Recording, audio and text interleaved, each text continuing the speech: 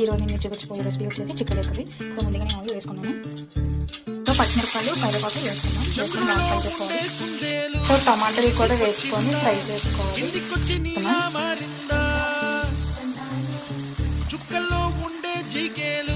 కారం వేసుకున్నాం. కారం వేసుకున్నాం కదా, బాగా కలుపుకున్నాం. సో ఇప్పుడు ఈ మసాలా కలుపుకున్నాం. వాటర్ వేసుకున్నాం.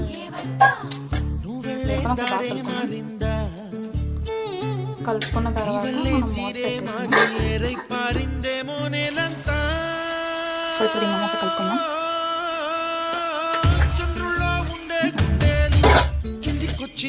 ఇదైతే అయిపోయిన వాటర్ నిండుకోవచ్చు.